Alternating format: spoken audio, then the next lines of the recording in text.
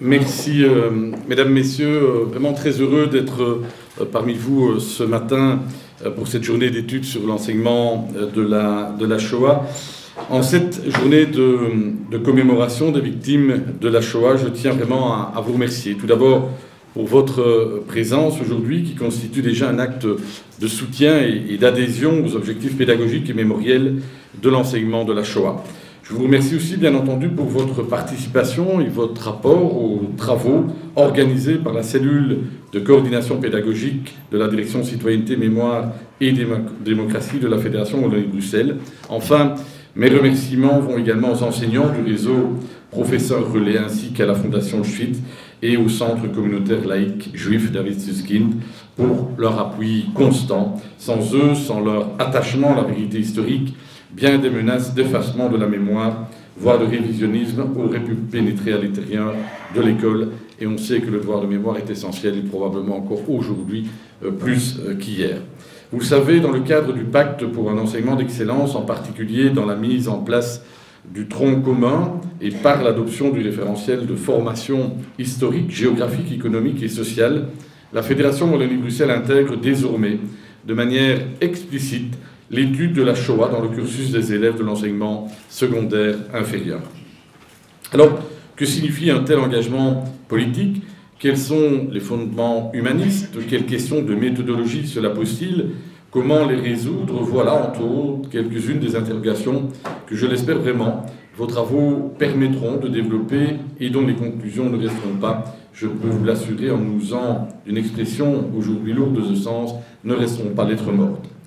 C'est bien de la mort cruelle, systématique, irrationnelle, inhumaine qu'il s'agit dès lors que l'on aborde et surtout que l'on enseigne ce que fut la Shoah, cette entreprise génocidaire à l'encontre des populations juives, entreprise pensée, initiée, mise en œuvre, fonctionnalisée par l'État nazi durant les années parmi les plus noires de l'histoire de l'humanité. Mesdames, Messieurs, chers amis, un cours d'histoire n'a pas vocation à être mémoriel. Enseigner les événements qui ont marqué l'histoire des peuples, de même que les conditions politiques et sociales au sein desquelles ces événements ont eu lieu, comment ils ont pu prendre naissance et s'imposer, cela revient à offrir aux jeunes générations l'apprentissage d'une culture humaniste. Cela revient à leur fournir les éléments historiques nécessaires à une analyse critique du présent. Cela revient à motiver leur intelligence sociale et citoyenne. Le cas de l'enseignement de la Shoah requiert une attention particulière. Il s'agit d'événements historiques ayant pleinement leur place dans un cours d'histoire tel que je viens d'en préciser les contours.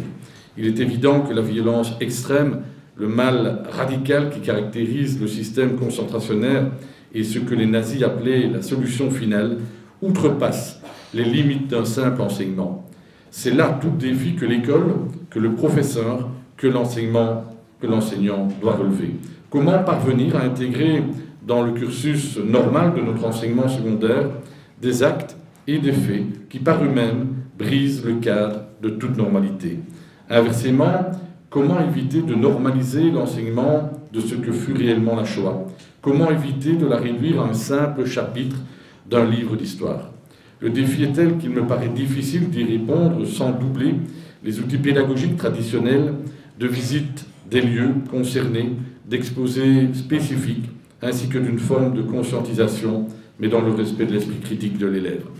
C'est dire toute l'importance des travaux qui vont vous réunir aujourd'hui et auxquels je vous remercie une nouvelle fois d'apporter une expertise, une éthique de l'enseignement, une forme de courage intellectuel, et il faut également le souligner, une foi inébranlable dans les vertus de l'école.